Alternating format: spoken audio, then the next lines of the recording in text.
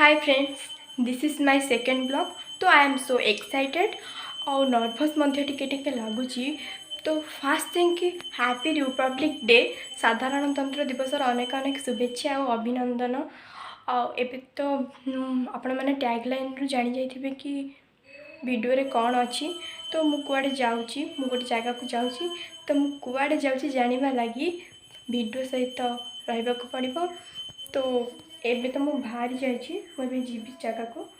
तो कुआड़े जाची देखा चलते जीवा। एबे आम बाहरी आसचु। एक्चुअली मु कुआड़े जाऊँगी मो बो पाखु जाऊँगी। एक्चुअली बो माने मो बुढ़ीमा पाखु जाऊँगी। मो बुढ़ीमा मो बुढ़ापा मतलब जेजे से पदारे रोचंती मो बड़ बापा पाखे। सो आम ए कि मीठा नवाक आसलु स्वीट स्टॉल को और किसी फल नहीं जीवु। एक्चुअली आम गाँ आम जेहतु गाँव में रोच कि मेडिकल सुविधा नथिबारु जेजे आ बो रोचंती बड़ बापा पाखे। सो जेजे देह बहुत खराब जेहेतु बापा बाहर रोचंती किसी दिन डिस्चार्ज हो जाता से जेजे को देखी ना। तो मुझे भाविली जेजे सहित टे देखा जेहेतु जेजे मत बहुत भल पाती। तो आम बापा और मुझे आसचु जेजे को देखा करने लगी। आ मझे भी आमको हठात काम पड़ा कि आम मेडिकल गलु कारण मो मामार किसी रिपोर्ट नबार थिला। आम रिपोर्ट नहीं पुणी गलु बो पाख मतलब मो बुढ़ीमा पाख गलु। मु बहुत खुशी थी।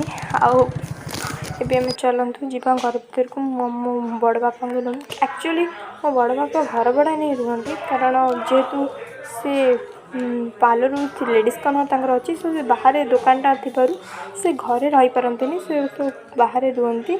तो से जेजे और जेजे बापा को भी पाखक नहीं जाइए और मो बड़ पिप्सी थिला सेठी। तो मत सहित टाइम स्पेंड कर बहुत भल लगिला।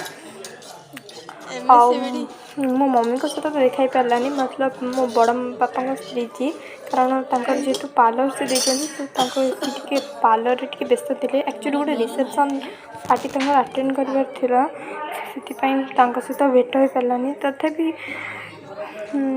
कौन कहि आउ तो जेजे सहित देखाला। एक्चुअली जेजे देहटा बहुत ही खराब थिला।